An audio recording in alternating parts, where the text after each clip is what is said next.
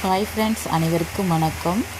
இந்த வீடியோ பார்த்திங்கன்னா சிவராத்திரி அன்னைக்கு சிவ ஓட்டமான ஆன்மீக பயணத்தை போது எடுத்தது தான். ஒரு 2-3 கோவில் எல்லாமே பாட்டு போட்டிருப்போம்.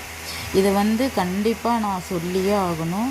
இது எங்கன்னா வள்ளலார் மடம், தெற்கு பொய்கை நல்லூரில் உள்ள வள்ளலார் மடம் தான். இங்கே 24 hours சாப்பாடு கொடுத்துக்கிட்டு தான் இருப்பாங்களாம்.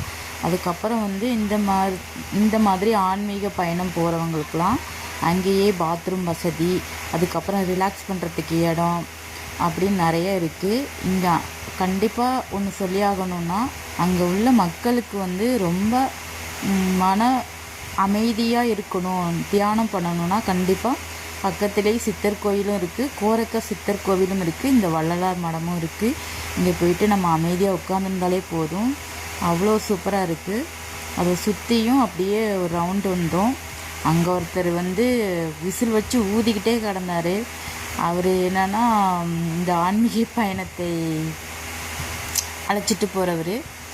21 கோயில் போகணும் அப்படின்ட்டு அங்கங்கே நிற்கக்கூட முடியலை. ஒரு சில இடங்களில் காஃபி, டீ, வடை அந்த மாதிரி சாப்பிட்றப்ப மட்டும் கொஞ்சம் நேரம் உட்காந்துருந்தோம்.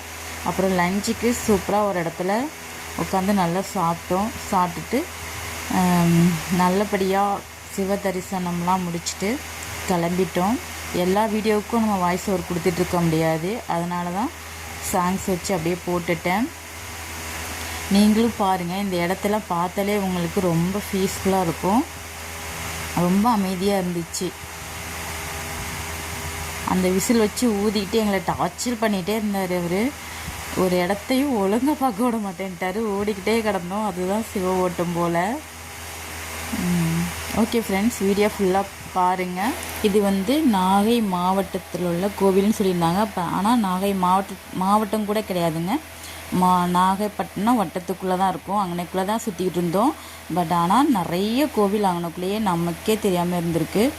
ஒரு சில கோயில் நான் பார்த்துருக்கேன், கேள்விப்பட்டிருக்கேன், போய் கூட இருக்கேன். ஆனால் நிறைய கோவில் நான் போனது கிடையாது. அங்கங்கே ஒவ்வொரு சிறப்பு, நல்ல ஒரு தரிசனம். ஆனால் என்ன ரொம்ப டயர்டாக இருந்தது, இறங்கி ஓடி ரொம்ப டயர்டாக இருந்துச்சு. எல்லா வீடியோவும் பாருங்கள். தேங்க்யூ.